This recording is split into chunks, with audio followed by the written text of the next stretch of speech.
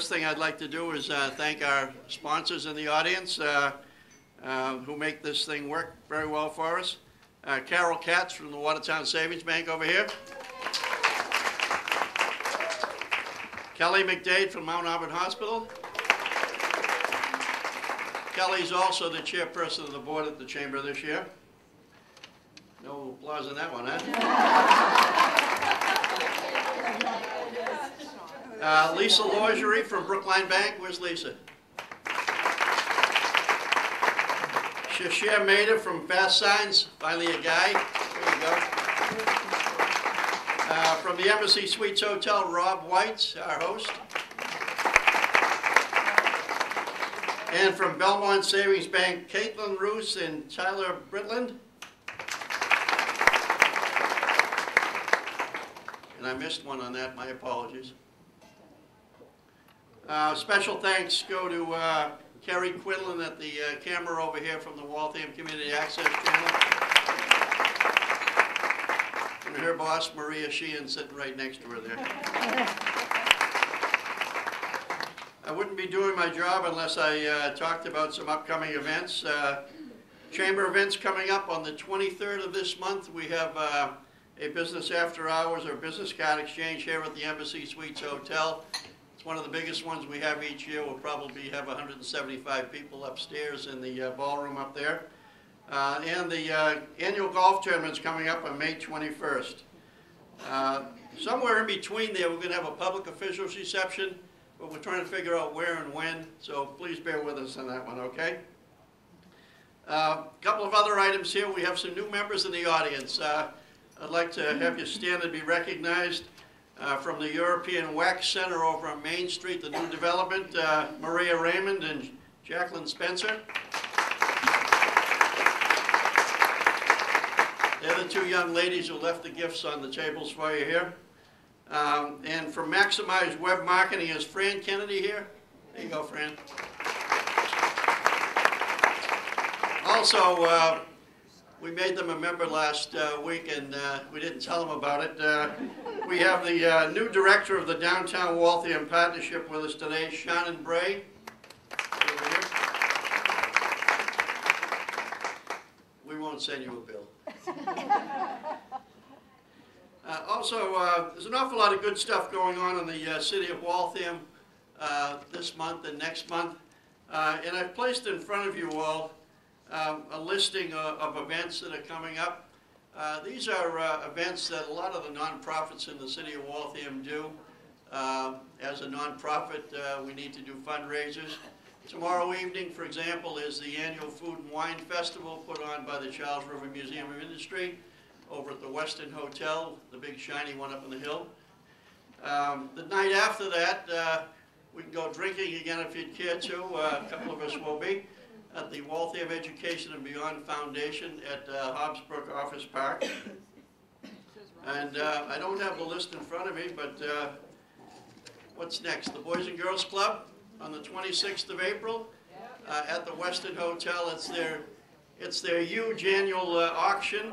Thank you, Roz. Roz Rubin from GWalk here.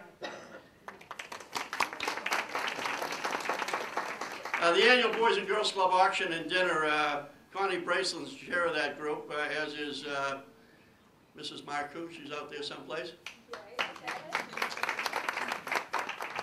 Gore Place. I don't know whether you're into sheep shearing, but it's a great festival that Gore Place has down on the other end of Waltham here. Susan Robertson, the executive director, is here today. Susan, you want to stand up and be recognized? If you've never been to this event, they draw 8,000 to 10,000 people each year. There's sheep, there's animals for the kids to take a look at. There's tours of the estate. There's hay rides. What am I missing? Crafts fair and all those types of things. It's a great day. All for the low cost of 15 to 20 bucks, I guess. Roz Rubin, who I introduced a moment ago, GWalk, they're having their annual spaghetti dinner here at the Embassy Suites on May 3rd. It's called Chow Down. It's a big fundraiser that the hotel here hosts for them every year. And last but by no means least, the Regal Players is having their 45th anniversary celebration on Kentucky Derby Day, May 4th. Connie Braceland's involved with that one also. So take a look at it, folks. They're all great events. There are a lot of good networking opportunities there, and they're all great organizations to support. So we hope you can do that for us, okay? With that said, I'll sit down and shut up. And enjoy your breakfast. This morning we're in for a real treat. We have Dr. Wendie Trubow, who in her spare time is a doctor and has an MBA. I mean, she kills me. Anyway, she has started a wonderful women's center called VisionsHealthCare, and she herself is board certified in obstetrics and gynecology, and now runs their diagnostic program, would you call it? I'll tell you all about it. Oh, okay, she'll tell us all about it. Anyway, you're in for a treat. Please welcome Dr. Wendie Trubow.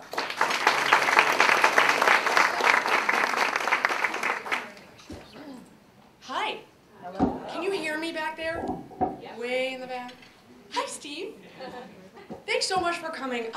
I'm amazed that people actually get somewhere at 7:30 in the morning repeatedly, so thank you so much for coming. It's really a privilege to be here. My name's Wendie Trubow, and I work at VisionsHealthCare. I've worked there in a paid capacity since 2009, and I worked there in an unpaid capacity since my husband said he wanted to open the place, and I'll get to that in a little while.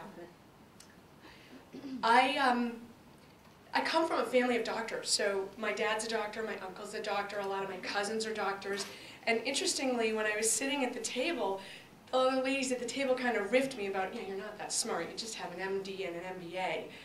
And I said, I never thought of myself as smart growing up, so I didn't go into medicine. And they said, it's just something, but really what's apropos is it's such a statement about being a woman in today's society that, it's not cool to be a smart woman, and I think that that's starting to occur, and I'm really, really pleased to see that. And actually with our kids, what we're always talking about is it's really important not only to be gracious and lovely, but to be a good thinker and use your brain. So I'm happy that this cosmic culture is starting to be that way. So thanks so much for being women in this society. It's really, really, really happy to be here. So anyway, when I was 21, I was on a sales call, and my clients kept asking me medical questions. And by the way, I sold multimedia equipment like slides, videos, brochures, and they were asking me medical questions. And I would say, well, I'm your 21-year-old multimedia rep. You sure you want to ask me that question? And they would say, I don't know, we just feel like you would know that. So I went back to medical school because that's kind of what my environment was telling me, and I wasn't that good at sales. So I had to go get my pre-med, and I went to Brandeis because they had a semi-affordable program. I don't think anything's really affordable these days, but it was semi-affordable, so I went there and got my pre-med requirements. And during my time there, I was sitting with a group of the students in my program, and this guy, we were sitting in the cafeteria, and he comes over and he slams down this brochure for the Tufts MD MBA program.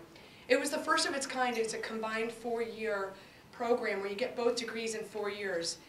And back when I went to medical school, things were changing really rapidly, and I really thought it was a great idea to get a combined degree because I wasn't so sure where medicine was going to wind up, but I knew that business would always be around, and I knew as a woman I wanted to have as many tools in my toolbox as possible.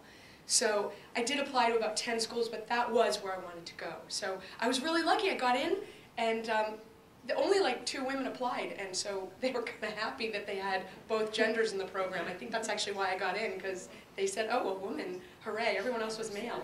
So I actually re-met my husband in a non-medical capacity in a seminar the day after I put my residency match list in to go to New York. My grand scheme was that I was going to move to New York, meet a nice Jewish boy, and drag him back to Boston so we could get married.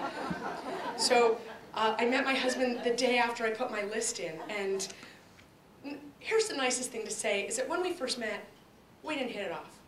He thought I was loud. I don't know why. And I thought he was dull. And today I'm still loud, and he's anything but dull. So we got married.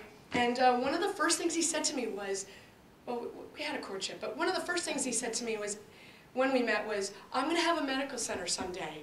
And I said, that's nice. And that's me being polite and not saying, whatever. So I really didn't think he actually meant it. But he graduated residency, he went to work in the Merino Center, I was at Harvard Vanguard, and soon after we had had our second child, we have 4 kids, so they're kind of hard to keep track of sometimes. But soon after our second child, he said to me, I'm thinking April. And I said, you're thinking April for what? And he said, to open a center. Okay, I'm on maternity leave. I'm not drawing a salary, and you're going to leave your job. I almost had chest pain. But after a year of planning, we actually opened in July of 2008. And he left the Merino Center, and I was still at Harvard Vanguard.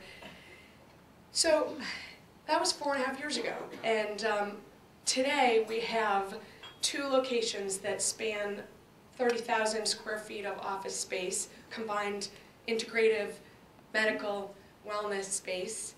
We have a space in Wellesley, which was our original location, and we have a space in Dedham. On our first day, I was answering phones. I was on call, and I didn't have anyone in labor. So I was answering phones, and we had Ed, who was in 1 doc, a secretary, who we paid, not me, a phlebotomist, and a part-time nurse. And that was the first day we opened. And we had 3,900 square feet, and we thought, oh my God, we'll be here for like 5 years. It's huge. We'll sort of slowly fill it up. And then my husband really wanted to buy something, and I was like, please don't buy anything right now. Let's see that the business is going to work. You know, it was a recession. Let's not buy anything. So a little more than a year after opening, we had 4 docs and 30 employees. And I was one of those docs at the time, and we had expanded into about 6,500 square feet in the Wellesley location. So you remember when I had chest pain, when my husband said he was quitting his job, I said to my mom, Mom, I'm quitting my job. I'm going to go and work at Visions. And she said, it's a recession. Do you have to leave your paid job? And I said, I do. I really do. So I left, and I came on board. We had originally planned I would come on board about 3 years after opening when it was established. But it just really was the type of medicine that I wanted to practice, and I'll get to that type of medicine and explain that in a couple minutes.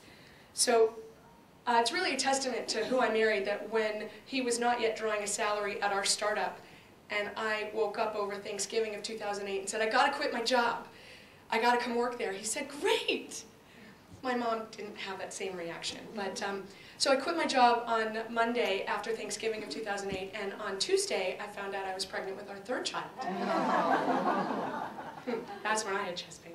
So it all worked out. The transition was admittedly extremely anxiety-provoking because he hadn't yet drawn a salary, and I was now leaving my salary.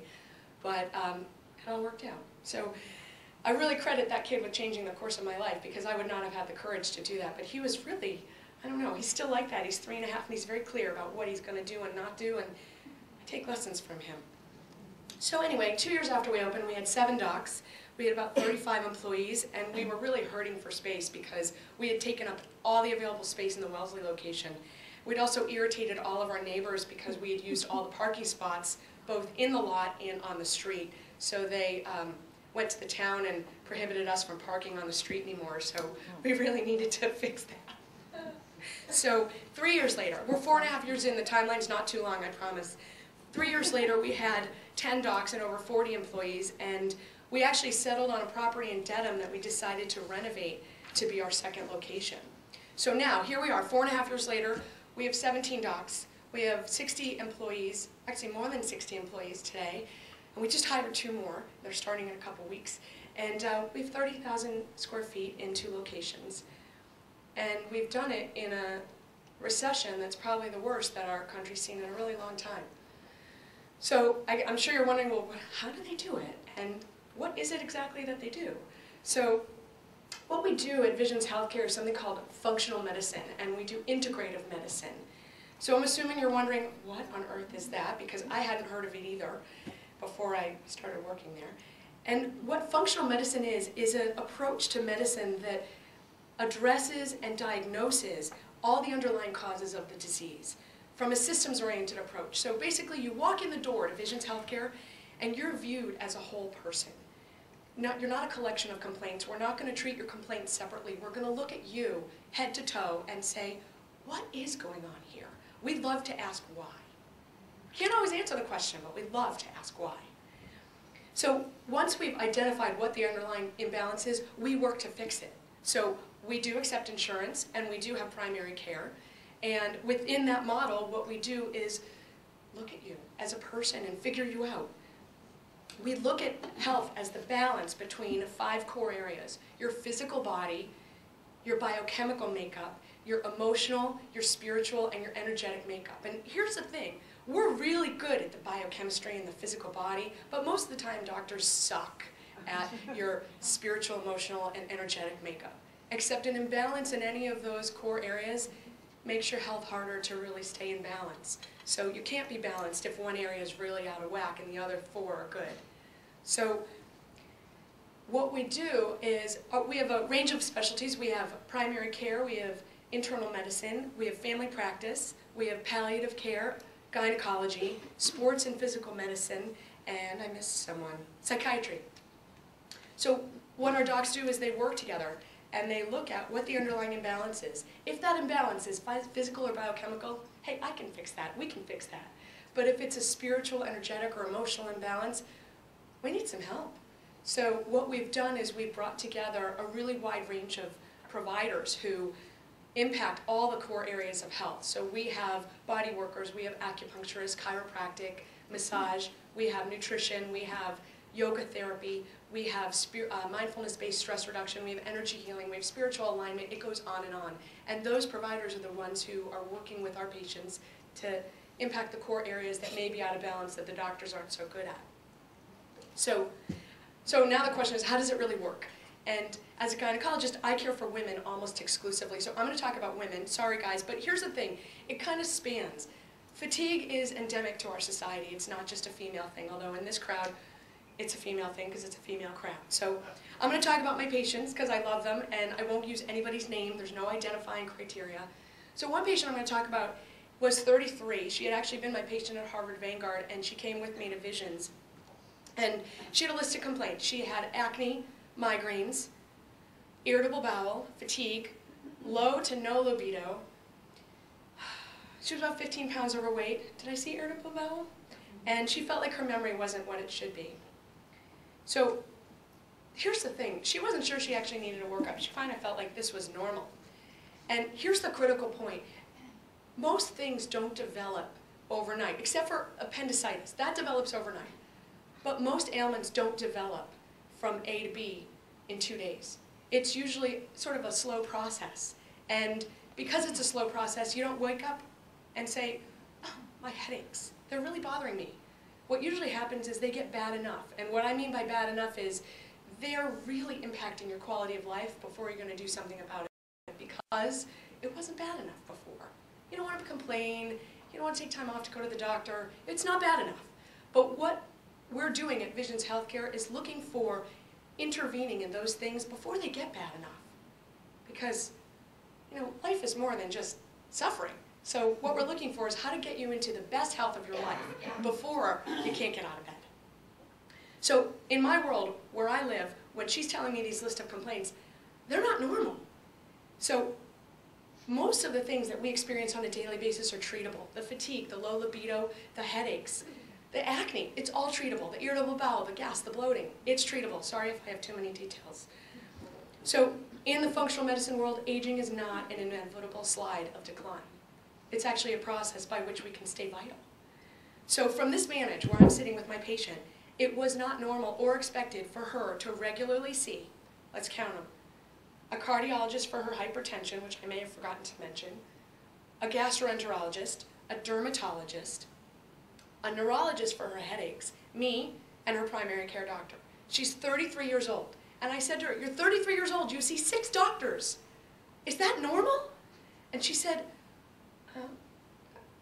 it's my normal. And I said, well, can I please can I have at it to like see if I can diagnose you, because I can fix these problems. And she was like, oh, no, you can't. I said, yes, I can, please. And amazingly, she'd been with me for a while, so she's like, fine, do what you want. So we did a number of tests on her, and we looked at her nutrient status, her nutritional status. We looked at her food sensitivity panel, and she came back for her results, and she was so skeptical. She was like, "What are you telling me to do?" But it turned out at her follow-up visit, when we looked at her body, she had a number of food allergies, as well as a number of environmental sensitivities that were really throwing her off.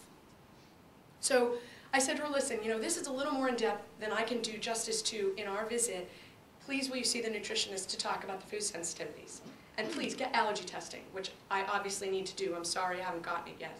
So she went. She was really skeptical, but she went because her cardiologist at the same time was threatening to put her on meds, and she really didn't want to be on meds because she didn't see an end point to being on meds at 33. So she said, "All right, fine, I'll try it." So I didn't see her for a couple months because typically what happens is you got to have time to implement the plan. So she went to implement her plan, and she came back for her follow-up. I said, "So how you doing?" So she said, "Well, my migraines are gone." Her brain was clearer. She had lost 10 pounds. She had no more hypertension. I said, "What do you mean you have no more hypertension? Like it's better?" She said, "Well, I have a blood pressure, but I no longer have high blood pressure." So her cardiologist said, "You don't need meds, and in fact, you don't need to see me for a while." And her libido and her energy were better, and her irritable bowel had been significantly improved. She was off her migraine meds. She had no more threat of antihypertensives from her cardiologist. She didn't feel like she needed to see the gastroenterologist anymore, and she had lost weight. So she was so lucky and happy and not skeptical any longer. But her issues largely lay in the physical and biochemical range, so we were pretty lucky that we could treat them very quickly. Sometimes it's not so easy. Some patients are chronically ill, and then other patients who come to see us are highly functioning, but they want an edge. So another one of my favorite patients, she's 27 years old, and she's gorgeous. Gorgeous, like the kind of person you look at on the street and go, "Oh my God," gorgeous like that. Except she had irritable bowel and she was bloated, so it really bothered her, not so much because she didn't like how she looked, but because she was physically uncomfortable. Now here's the thing, she's also a runner, and she loved running, and the irritable bowel really made it uncomfortable to be a runner. You know, you can imagine if you're running and then you need a bathroom, it's not a good situation. So she came to me and we started to look at what was going on for her, and she also had a food sensitivity, and she eliminated the food from her diet. So I saw her back for her follow-up, and I said, "How you doing?" And she said, "I'm doing great, my irritable bowel's gone, my bloating's gone." And then she said, "By the way, I've shaved 30 seconds off my running time per mile." And I was like, "I'm not a runner, but that sounds like a lot." You know, I think I can imagine a 15-year-old shaving 30 seconds off their running time because they're developing, they're getting better. But at 27, that's not a normal response for anybody. She said, "Yeah, no, my whole team is wondering what I did. And they're, you know, ribbing me about taking something to improve my performance. But really what she did was eliminate the food that was throwing her out of balance." And so at Visions, during a functional medicine workup, what we're doing is striving to figure out the puzzle and get you to the right place. So last patient, I promise. So I had a really cool patient a couple weeks ago, super nice. She was a little bit younger than me. She has 2 kids, extreme fatigue, sleep disruption, bloating. She felt like her bowels were out of whack, no libido. She was married. She had anxiety, and she had a number of financial stressors due to a bad investment that she and her husband had made 5 years previously, and they were just starting to climb out of now. So she and I were talking, and as we got to talking a little bit more, what we started to explore was her early childhood life. And what I will say is, at Visions Healthcare, kind of everything's on the table. So, you know, I'm your physician, or the other physicians are your physician, but we do think it matters what your early childhood life was like and what your current life is like now, because those play a critical role in your health today. So we started to talk about her early childhood life, and what we found out, or what I found out, was that she'd had an incredibly traumatic early childhood life, and her parents had been very young when they had her, and they gave her up for adoption to her grandparents. And her grandparents loved her to pieces, but weren't always as supportive as she needed them to be. Now, as a sort of sideline, her parents had also gone on to have another child who was a boy whom they didn't give up for adoption and they raised. So for her, the trauma of having been raised by people who loved her but weren't quite the right match, and having been given up for adoption, which for her she interpreted as not being as loved as she needed to be was a really bad combination in her body. And we started to talk about this, like, what are the consequences for her on feeling on a daily basis like at core she wasn't loved? And during the conversation, what it got very clear was this: I'm out of my depth here. This is not what I'm good at. I can identify it, but I really am not someone who should be treating it. And what I said to her was just that, like, I'm out of my depth. I can identify this, but it's not of service to you for me to treat this, but there's something here that's very, very deep and is impacting your ability to heal, because she was doing all the right stuff and not healing.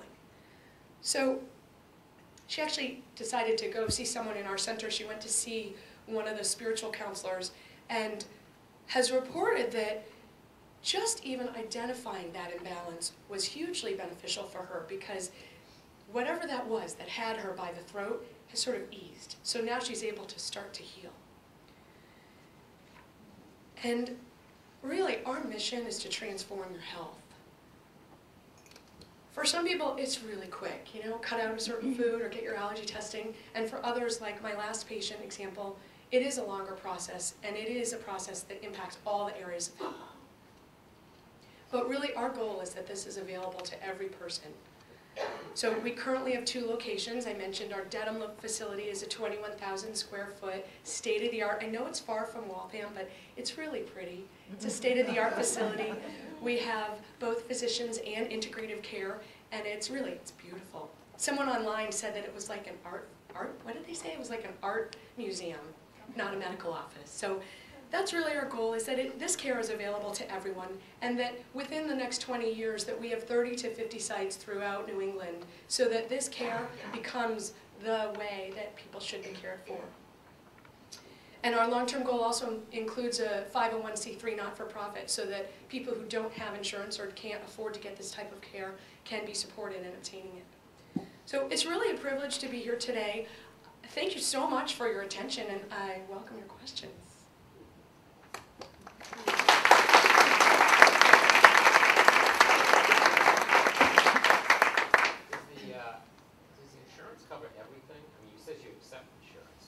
The question is, a lot in here that they might say, why am I paying for that? the question is, does insurance cover everything? So insurance covers what typically is covered. So your primary care visit, your consult, typically covers allergy testing. It will cover acute care, it'll cover visits. Insurance typically doesn't cover acupuncture, body work. It'll usually cover chiropractic, nutrition. It won't cover the spiritual alignment, or sometimes it'll cover the behavioral health and the psychiatry. It depends on the plan. So it's basically what is usually covered is covered, and what's not usually covered is not usually covered. It's cash service. Other questions? Yes? What are the hospitals that the doctors are associated with? The question is, what are the hospitals that the doctors are associated with? We're part of partners, so we're affiliated with Newton Wellesley, and then in, how do I language that? By association, we're also in the whole partner system, so I think that includes the Brigham, Mass General, a bunch of other hospitals. Other questions? No questions? Sir? How do you balance between 4 children and a medical practice? The question is, how do I balance between 4 children and a medical practice? I drink a lot. I have a lot of help. And I have given up doing a lot of the things that I didn't feel helped. So I'll tell you something. I don't clean the house. I stopped, and I don't do laundry. I really sucked at laundry, so I gave up the stuff that I really wasn't good at, so I can do some of it. Yeah. I figured I'd go to work and get paid, and I'd pay someone to do some of the things that I not only don't have time to do, but really suck at. So, other questions? Anything? Sorry. No worries.